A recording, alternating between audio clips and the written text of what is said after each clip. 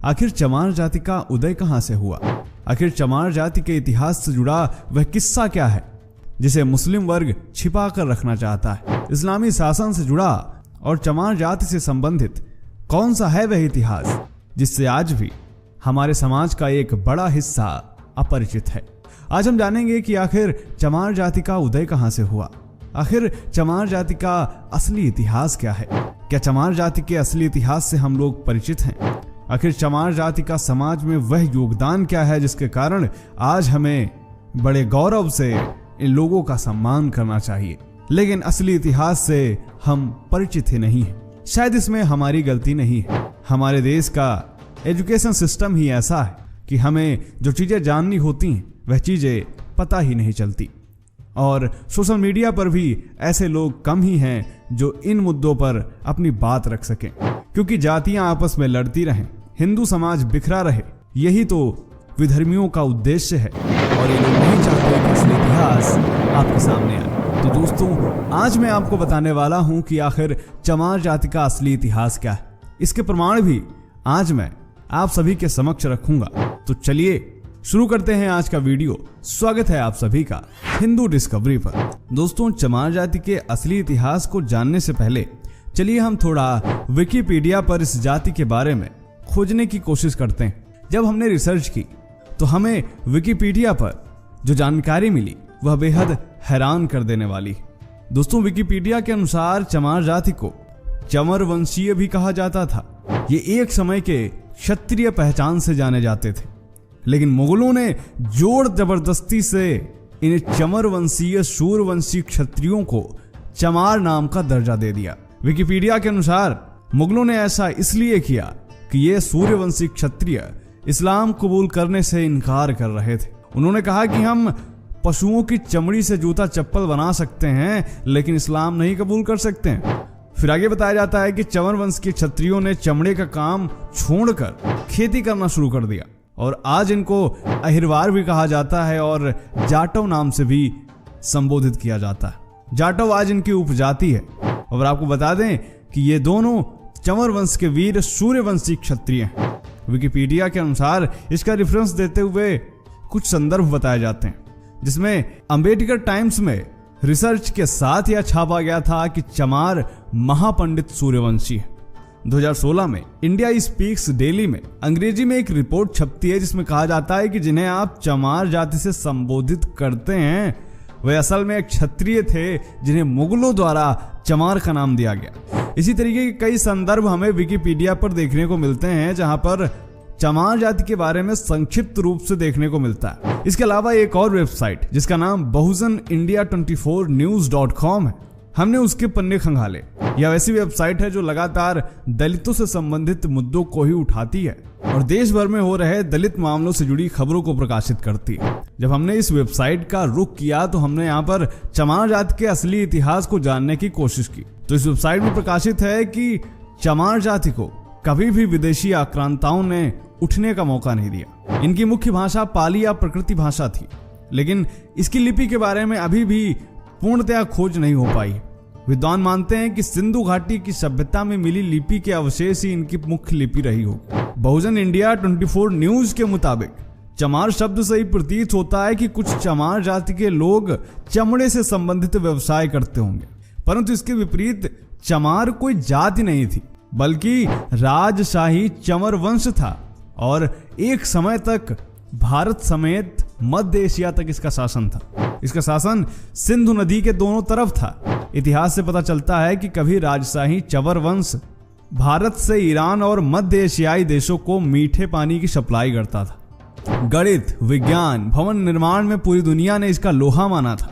इस जाति के लोग शिक्षा, धर्म, विज्ञान और चिकित्सा शास्त्र में निपुण पाए गए, लेकिन आज अधिकांश चमार जाति के लोग कृषक, मजदूर, बुनकरी आदि कार्यों से अपना भरण पोषण कर रहे हैं। दोस्तों, आपको बता दें कि भारत में आजादी से पहले अंग्रेजों ने चमार रेजिमेंट का गठन भी किया था, और चमार रेजिमेंट का गठन हुआ था 1 मार्च 1943 को, और चमार रेजिमेंट काफी मजबूत बटालियन मानी जाती थी। और दोस्तों, चमार रेजिमेंट के गठन के बाद इसको कुछ समय बाद खत्म कर दिया गया।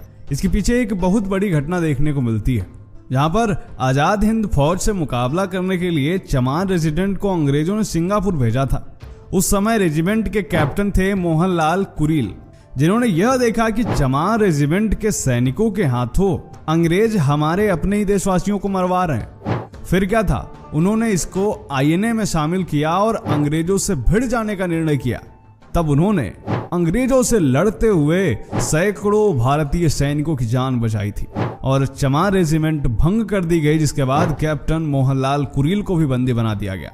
फिर भारत आजाद होने के बाद उनको रिहा भी कर दिया गया। तो दोस्तों, अब आपने देखा कि कैसे चमार जाति का इतिहास न सिर्फ प्राचीन भारत में बल्कि आधुनिक भारत में भी कितना गौरवशाली रहा है। अब आते हैं चमार जाति के उस इतिहास पर जो कि सीधे तौर पर इस्लामी शासन को संदर्भित करता है, और वह ऐसा इतिहास है जो विधर्मी नहीं चाहते हैं कि यह आज लोगों के सामने आए, इसलिए शायद इसकी कभी चर्चा ही नहीं की जाती।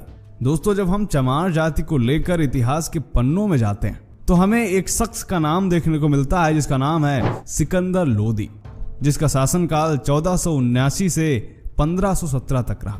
और सबसे खास बात यह है कि इसके शासनकाल से पहले पूरे भारतीय इतिहास में चमार नाम का उल्लेख ही नहीं मिलता।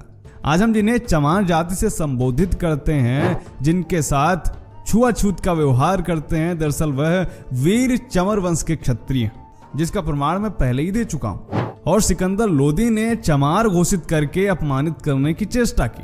और यह बात मैं नहीं कह रहा, यह भारत के सबसे विश्वसनीय इतिहास लेखकों में से कर्नल टॉड कह रहे हैं। जी हाँ, कर्नल टॉड ने अपनी पुस्तक द हिस्ट्री ऑफ राजस्थान में चंवर वंश के बारे में विस्तार से लिखा है। इसके अलावा प्रख्यात लेखक डॉक्टर विजय सोनकर शास्त्री ने भी इस पर गहन शोध किया, जिसके बाद इन्होंने एक पुस्तक में इस शोध को प्रकाशित किया जिसका नाम था हिंदू चर्ममारी जाति, एक स्वर्णिम गौरवशाली राजवंशीय इतिहास। दोस्तों, अध्ययन के बाद पता चलता है कि इस चंवर वंश का उल्लेख महाभारत के अनुशासन पर्व में भी मिलता है। डॉक्टर शास्त्री के अनुसार प्राचीन काल में ना तो कोई चमार शब्द था और ना ही कोई जाति थी। इसके अलावा एक बेहद फेमस मुस्लिम लेखिका है जिनका नाम है डॉक्टर हमीदा खातून। वो अपनी पुस्तक अर्बनाइजेशन में लिखती हैं कि मध्यकालीन इस्लामी शासन से पहले भारत में चर्म व सफाई कर्म के लिए किसी विशेष जाति का एक भी उल्लेख नहीं किया जाता। हिंदू चमड़े को निषिद्ध मानते थे, हेय समझते थे, लेकिन भारत में मुस्लिम शासकों के आने के बाद इसके उत्पादन के भारी प्रयास किए गए। अब जरा आप सोचिए कि जब चमार जाति को हिंदू ही कहा जाता था और प्रत्येक हिंदू, फिर चाहे वह किसी भी जाति का क्यों ना हो, वह चमड़े से आज भी घृणा करता है। और हमारे तमाम दलित भाई ऐसे हैं जो पूजा पाठ भी करते हैं। अब जरा आप सोचिए कि जो लोग पूजा पाठ करते थे, जो हिंदू धर्म में आस्था रखते थे, आखिर वो चमड़े का काम कैसे कर सकते हैं? भारत में मुस्लिम शासकों के आने से पहले भारत में किसी भी प्रकार के चमड़े का काम नहीं किया जाता था, लेकिन जैसे ही मुस्लिम शासक आते हैं तब इसके उत्पादन के भारी प्रयास शुरू कर दिए जाते हैं और यह काम दे दिया जाता है चमारों को। लेकिन कैसे, चलिए ये भी जानते हैं। दोस्तों, तुर्क आक्रमणकारियों के काल में चमर राजवंश का शासन भारत के पश्चिमी भाग में था और इसके प्रतापी राजा थे चंवर सेन। इस क्षत्रिय वंश के राज परिवार का वैवाहिक संबंध था बप्पा रावल वंश के साथ। राणा सांगा व उनकी पत्नी झाली रानी ने चंवर वंश से संबंध रखने वाले संत रविदास जी को अपना गुरु बनाया था और उनको मेवाड़ के राजगुरु की उपाधि दी थी और उनसे चित्तौड़ के किले में रहने की भी प्रार्थना की थी। तमाम ऐतिहासिक दस्तावेजों में इसका जिक्र मिलता है, जिसमें संत रविदास के चित्तौड़ किले में कई महीने रहने का उल्लेख मिलता है और वहां पर उनके महान व्यक्तित्व एवं उपदेशों से प्रभावित होकर बड़ी संख्या में लोगों ने अपना गुरु मानना शुरू कर दिया और तमाम लोग उनके अनुयायी हो गए। और इसी का परिणाम है कि आज भी विशेषकर पश्चिम भारत में जहां संत रविदास जी थे, बड़ी संख्या में आज भी रविदासी पाए जाते हैं। आज भी राजस्थान में अगर आप चमार जाति के व्यवहार को देखते हैं तो वह बिल्कुल राजपूतों जैसा ही है। औरतें लंबा घूंघट रखती हैं, आदमी ज्यादातर मूछें रखते हैं, पगड़ी रखते हैं। संत रविदास की इतनी प्रसिद्धि बढ़ने लगी कि इस्लामिक शासन घबरा गया। सिकंदर लोदी ने मुल्ला सदना फकीर को संत रविदास को मुसलमान बनाने के लिए भेजा। सिकंदर लोदी जानता था कि यदि रविदास इस्लाम स्वीकार कर लेते हैं तो भारत में बहुत बड़ी संख्या में इस्लाम मतावलंबी हो जाएंगे। लेकिन उसकी सोच धरी की धरी रह गई। स्वयं मुल्ला सदना फकीर, जो संत रविदास को मुसलमान बनाने के लिए गया था, वह खुद शास्त्रार्थ में पराजित हो गया और कोई उत्तर नहीं दे पाया। और संत रविदास से, उनकी भक्ति से प्रभावित होकर अपना नाम उसने रामदास रख लिया और स्वयं हिंदू बन गया। अब दोनों संत मिलकर हिंदू धर्म के प्रचार में लग गए, जिसके फलस्वरूप सिकंदर लोदी आग बबूला हो गया। उसने संत रविदास को कैद कर लिया और इनके अनुयायियों को उसने चमार और चंडाल घोषित कर दिया और उनको बंदी बनाकर उनसे कारावास में खाल और चमड़ा पीटने, जूती बनाने इत्यादि निम्न काम करवाएगा। सिकंदर लोदी की यह शर्त थी कि या तो इस्लाम स्वीकार कर लो या फिर ऐसे काम करो। लेकिन उन्होंने कहा कि वेद धर्म सबसे बड़ा, अनुपम सच्चा ज्ञान, फिर मैं क्यों छोड़ूं इसे, पढ़ लूं झूठ कुरान। वेद धर्म छोड़ू नहीं, कोशिश करो हजार, तिल तिल काटो चाही, गोदो अंग कटा। संत रैदास पर हो रहे अत्याचारों के प्रत्युत्तर में चंवर वंश के क्षत्रियों ने दिल्ली को घेर लिया। इससे भयभीत होकर सिकंदर लोदी ने संत रैदास को छोड़ दिया।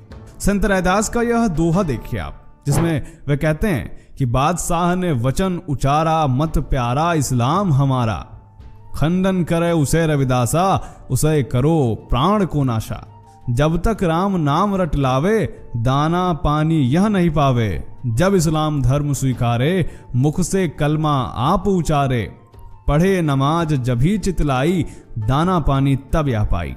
जिसमें संत रैदास जी कह रहे हैं कि बादशाह ने कहा कि उसे उसका इस्लाम धर्म प्यारा है, और संत रविदास जब तक इस्लाम धर्म को स्वीकार नहीं करता तब तक इसे भूखा रखो, भले ही इनकी मृत्यु हो जाए। जब तक यह इस्लाम को नहीं स्वीकारते, अपने मुंह से कलमा नहीं पढ़ते, तब तक इसको खाना पानी ना दिया जाए। लेकिन समस्या तो यह है कि हमने और आपने कभी भी संत रविदास को अच्छे से पढ़ा ही नहीं। हमने उतना ही पढ़ा जितना हमें आवश्यकता है अपना एजेंडा चलाने के लिए, फिर चाहे वह हिंदू हो या फिर हमारे दलित भाई ही क्यों ना हो।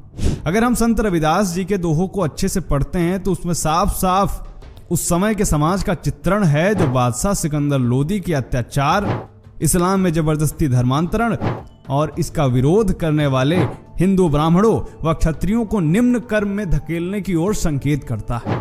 चंवर वंश के वीर क्षत्रिय, जिन्हें सिकंदर लोदी ने चमार बनाया, और हमारे और आपके हिंदू पुरखों ने उन्हें अछूत बनाकर इस्लामी बर्बरता का हाथ और मजबूत किया। हमारा भी दोष इसमें बराबर का है। लेकिन देखिए, इस समाज ने पद दलित और अपमानित होना तो स्वीकार किया, लेकिन विधर्मी होना स्वीकार नहीं किया। और आज भी यह समाज हिंदू धर्म का आधार बनकर खड़ा हुआ है। नमन है ऐसी जाति को। तो दोस्तों,